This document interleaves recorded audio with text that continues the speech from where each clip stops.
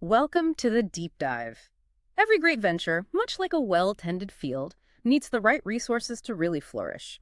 And for you, our listener in the GRASP Agri-Innovate program, building Pakistan's next generation of leading agri-businesses, well, that means understanding the lifeblood of expansion, venture funding. So today, we're embarking on a crucial journey through this financial ecosystem, a journey our source materials actually call the startup race. Yeah, and what's often fascinating, and sometimes, let's be honest, a bit daunting, is how opaque this whole funding journey can seem. Our mission today is really to pull back that curtain. Using the excellent sources you've shared, we'll try to untangle the what, when, how much, and who of getting capital. Then we'll shift to some practical strategies for finding the right investors. And finally, we need to tackle the often intimidating world of term sheets. Absolutely. The goal here is to equip you with the knowledge to navigate this whole process with confidence, turning that uncertainty into real opportunity. We're talking tangible insights that can directly impact your venture's future, really helping your agribusiness thrive. Okay, let's truly unpack this startup race. Our sources lay out a clear progression. Can you maybe walk us through the four distinct stages a venture typically journeys through, right from that initial spark? Certainly. It all kicks off with the founding stage. This is incredibly raw and entrepreneurial. Imagine you've got a brilliant agri-tech idea, maybe a new smart irrigation system, something relevant for Pakistan's context, but, no capital. At this point, you're not really selling shares for cash directly. It's more like you're bartering them. Bartering equity. Yeah, exactly. You might give a co-founder equity in exchange for their expertise and time, or offer stock to early employees instead of a full market salary. It's about leveraging that future potential to get the initial building blocks. So talent, ideas, intellectual property, and just enough seed capital, maybe from friends and family even, to prove the concept. Okay, so getting those foundational pieces in place, what comes next once that vision starts to solidify a bit? Then comes the seed stage. This is where the initial money, often from angel investors, is exchanged for stock. Employees might join with salary and stock options. Your ideas start becoming tangible intellectual property.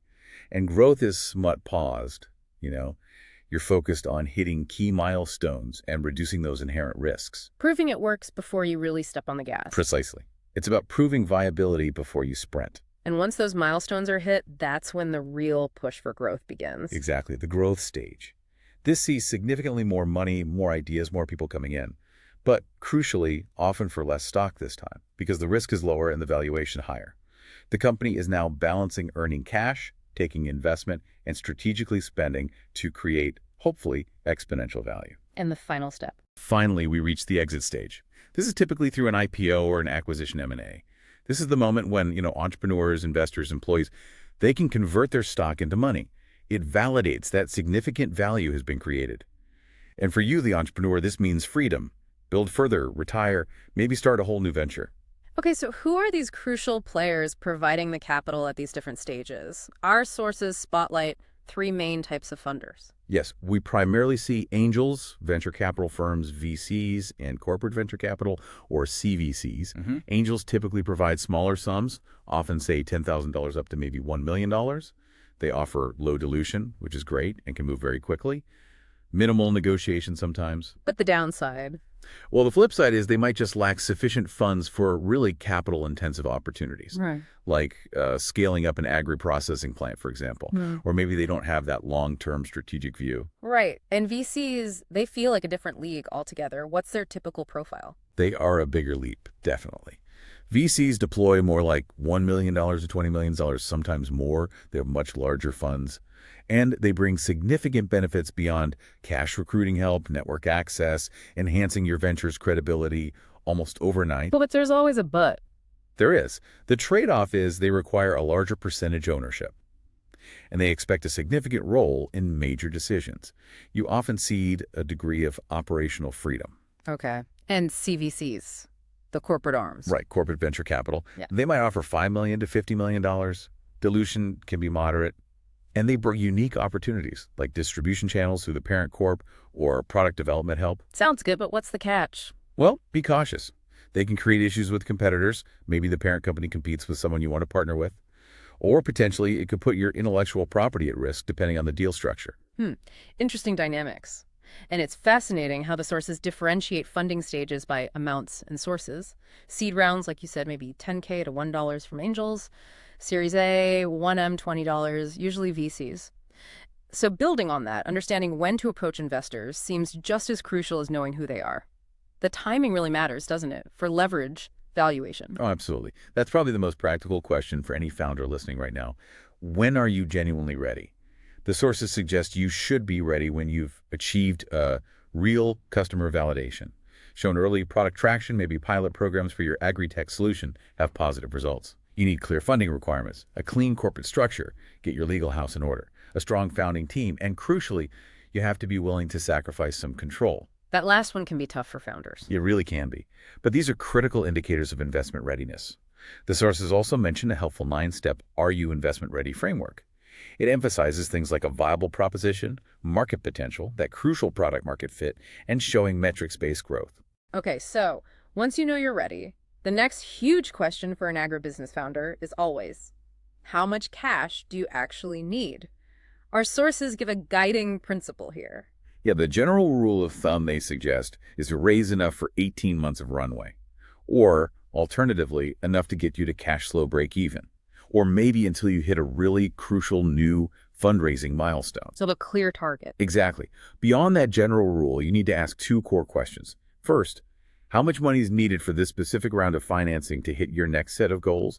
And second, which hot risks are you looking to reduce with this capital? Is it team risk, maybe hiring key agrobiotech experts? Or technology risk. Right, technology risk, like proving out the ROI on that new smart irrigation system. Or market risk, maybe gaining adoption in specific rural communities. Or just the sheer capital risk needed to scale up your operations. And just as important as how much is what you actually plan to spend it on. The sources are pretty specific here about focus and pitfalls. Absolutely critical. You should primarily focus funds on product development to reach product market fit or scale it up. On customer acquisition, but only with proven validation. Also, strategic partnering or deals, hiring critical talent, especially important for specialized agri roles, and handling necessary regulatory or compliance requirements. And what should you avoid spending on? Yeah, the pitfalls. Avoid premature scaling, trying to grow too big, too fast, before your model is proven. Avoid founders taking large salaries early on. Also, excessive spending on contractors or advisors, overbuilding the product with features nobody's asking for, or trying for global expansion way too early. So your pitch deck needs to be crystal clear about this spending plan. Incredibly clear. How these funds lead to specific growth targets and milestones. What the product will look like. How new hires will meet specific goals. Investors want to see a plan. Okay, this leads us naturally to the next big challenge. Actually finding these investors. This isn't just, sending out a mass email blast, is it? Sounds more like high-stakes professional matchmaking. Precisely. Zooming out for a second, it's clear finding investors isn't just reactive. It's a highly strategic process. The materials really underscore starting early, like 12 to 18 months before you actually need the money. And, crucially, getting introduced. Don't rely on cold calling or emailing. Why are introductions so important? Think about it from their side. Investors get hundreds, maybe thousands, of cold pitches. A referral from a trusted colleague, or maybe another founder in their portfolio. It immediately puts you on a different level. It builds trust. The advice is, always ask for advice before you ask for funding. Genuinely take that advice. Provide updates on your progress, then come back when you're truly investment ready. So it's really about nurturing relationships and demonstrating progress over time, building that trust. That's exactly right. Identify investors who'd be most valuable to your specific business. Maybe they have agri-tech expertise. Research their portfolio. Engage with their portfolio companies if you can. When you are ready to pitch, then it becomes a numbers game. You need to court many investors. Meticulously track all your progress, maybe in a spreadsheet. Identify potential angel groups, maybe one specializing in agriculture or rural development in Pakistan. Attend relevant startup events, and follow up diligently on every single lead. And when you finally get that meeting, what are some of the common, maybe probing questions investors are likely to throw your way? What are they really trying to figure out? They're trying to understand your fundamental drive, your team, and your market understanding. They'll definitely ask, why are you working on this specific problem? Why is now the right time? What's your unfair advantage, especially in the agri sector? Tell me about the competition and be realistic. How do you actually make money? How much do you charge? What's a typical customer spend? The hard numbers. Yeah, and what does it cost you to acquire a customer? Your CAC. Hmm. And maybe the most revealing one. They'll often ask you for the top 3 reasons why your business might fail. Ooh, that's a tough one. It is. But you need to be prepared, not just with the reasons, but ideally with thoughts on how you'd mitigate those risks. Shows you've thought it through. Okay, all right, let's pivot to the term sheet. This is that document that can feel like it's written in, well, a completely foreign language. Our sources really stress that founders absolutely must be well informed here. That's such a critical point. What exactly is a term sheet? Well, technically, it's usually non-binding as a full contract, but, and this is a big but, it frames the entire deal. Courts can even treat it as an implied agreement later on. So the advice is clear. Only sign when you are 100% clear on its contents. Real legal consequences can apply down the line. Okay. And generally, they cover 4 main sections. That's right, typically. Valuation of financials, investor protections, governance management and control, and finally, exits and liquidity. Let's break down that first one. Valuation. How is that usually articulated? And what about the different types of stock? So valuation is usually talked about in 2 ways. There's pre-money valuation, that's the value of your venture before the investment comes in. This determines the price per share and the investor's initial equity stake. Then there's post-money valuation, which is simply the company's value after the capital injection. Pre-money plus the investment amount. And the stock types. Common, preferred. Right. For early stage founders, the main things to understand are common stock, that's your foundational equity, what founders and early employees usually get, and then preferred stock. This is almost universally what VCs and most institutional investors will demand. It comes with built-in protections for them. Protections like what? We'll get to those specifics in a moment, but think liquidation preferences, anti-dilution rights, things that protect their investment. Also critical are Stark options, which are vital for attracting top talent without burning through all your cash early on. They vest over time. Okay, so common for founders team, preferred for investors, options for talent. What about things like RSUs or warrants? Good question.